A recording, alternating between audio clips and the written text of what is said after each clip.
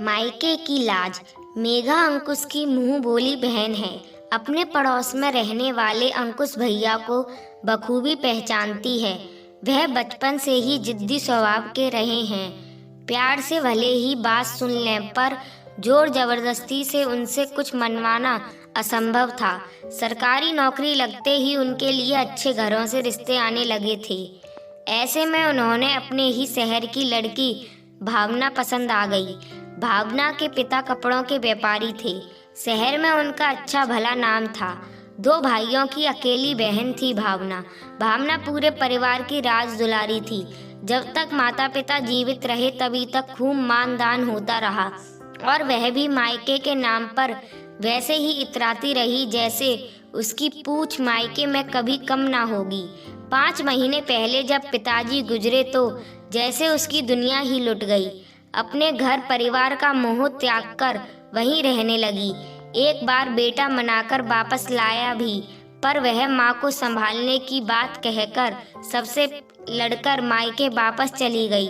पुरुष का हृदय तो एक साथ कई लोगों के स्नेह को संभाल लेता है, मगर स्त्री के लिए मुश्किल होता है। प्रेमी या पति, मायका या ससुराल, बेटी या बहू में अक्सर एक को ही चुन पाती है, क्योंकि स्वभावत एक निष्ठ प्रेम ही निभाने में यकीन करती है। बस इसी तरह वह पिता के घर को ही अपना घर मानती रही। पति और बेटे की इस अगाध मोह को देखते हुए किसी तरह एडजस्ट कर रहे थे।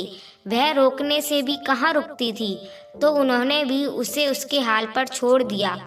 पिता के जाने का गम अब माँ से सहा ना गया, तो पिछले माह उन्होंने भी दम तोड़ दिया। अब वह बदहवास सी वहीं रहने लगी। किसी हाल में घर आना ही नहीं चाहती थी। उसका अपने घर के प्रति प्रेम को देखते हुए अंकुश भैया भी उब चुके थे। आना जाना और वापस बुलाना ही छोड़ दिया।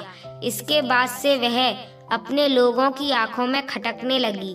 कब जाएगी यहाँ से? जब तक माँ बाप थे समझ में आता था, उनकी देखरेख में सहूलियत होती थी, पर अब जाने किसके मोह में पड़ी है। पता नहीं इसके पति भी कैसे हैं, जैसे इससे कोई मतलब ही नहीं, इसे लेने भी नहीं आते। मेरे पति तो साथ जाते हैं और साथ ही ले आते हैं, मायके में छोड़ते ही नहीं। अक्सर उसके पीठ पीछे उसकी बड़ी और छोटी भाभियाँ कानाफूसी करती रहती, फिर भी उनकी बात को दिल पर लिए बिना वह पूरे मन से लगी रहती। भाइयों भतीजों को उनके पसंद की चीज़ बनाकर खिलाना, माँ की अलमारी खोलकर उनके कपड़े ठीक करना और उनके बिस्तर पर लेटना जैसे उसके शरीर में जान भरता हो। उम्र भर का रिश्ता यूं ही कहाँ छूटता है, उसे छूटते छूटते पूरी उम्र निकल जाती है। बड़ी बहन होने के नाते दोनों भाई बहुत इज्जत करते थे। उसके खिलाफ कोई कुछ ना बोलता। शायद यही कारण था कि उसका मोह टूटता ही नहीं था। भाभियों का क्या था, उन्हें तो 24 घंटे वाली मुफ्त की नौकरानी मिल गई थी, जबकि पैसों के आगे भी काम संभालने वाले नसीब से मिलते हैं। यहाँ तो बिल्ली के भाग्य से सीका टूटा था। सब भाग चुके थे कि ना तो वह ससुराल जा रही है और ना ही उसका कोई बुलावा आ रहा है। अब भाभियाँ भी घर के सारे काम भावना पर छोड़कर बाहर जाने लगी। बच्चे भी स्कूल से आकर उससे ही खाना मांगते। उनकी माएँ कभी कुछ तो कभी कुछ कहकर बाजार, सिनेमा या सहेलियों के पास चली जाती थी।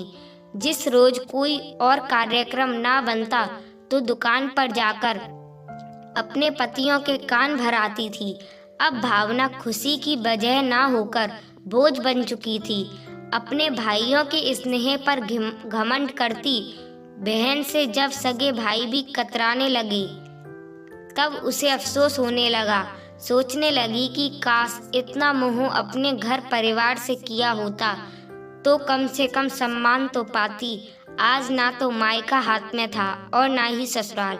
अंततः उसने मेघा को फोन किया। दीदी, आप मेरे मायके की लाज रख लीजिए। क्या हुआ भाभी, आप ठीक तो हैं?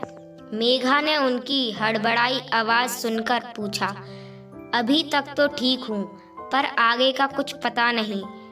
ऐसी बातें क्यों कर रही हैं? जरा खुलकर बताइए कि बात क्या है, मेघा ने पूछा, जबकि उसे पता था कि भावना भाभी अंकुश भैया से झगड़कर महीनों से मायके में जा बैठी है।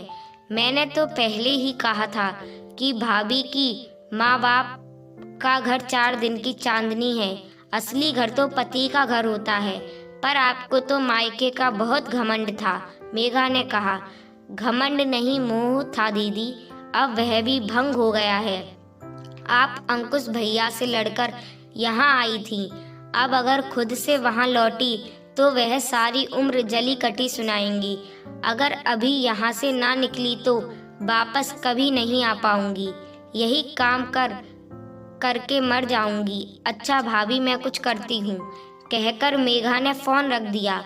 मेघा ने अपने भैया से कहा, घर की लक्ष्मी घर में ही अच्छी लगती है, भैया आप भाभी को ले आइए। सुबह सुबह आंटी से टिफिन बनाना नहीं होता है, आखिर बच्चे कितने दिनों तक बाहर का खाना खाएं। उसने समझा बुझाकर अंकुश भैया भावना भाभी को मायके से वापस लाने के लिए भेजा। जब वह घर आई तो उन्हें देखकर दिल धक से रह गया। उनकी आंखें अंदर तक धंस गई थी, चेहरे की हड्डियां निकल आई थी, वजन 10 किलो तक कम हो गया था। ये आजकल की लड़कियां मायके बुहार लेंगी, मगर अपने घर की रानी बनकर रहना भी इन्हें रास नहीं आता। सास ने तंज मारा तो उसके पास ना तो ताकत थी और ना ही पुराना वाला जोश की पलटवार करती। चुपचाप अपने कमरे में चली गई और तकिए में मुंह छुपाकर देर तक रोती रही। ऐसा लगा कि जैसे आज सचमुच अपने घर आई हो। महसूस हो गया था कि जब तक माँ बाप है तभी तक वह घर अपना है। मायके की गलियां तभी तक खूबसूरत हैं जब तक आपके बचपन को पहचानने वाली नजरें जिंदा हैं। दोस्तों, अगर कहानी पसंद आई हो तो कहानी को लाइक, शेयर और मेरे चैनल को सब्सक्राइब करें।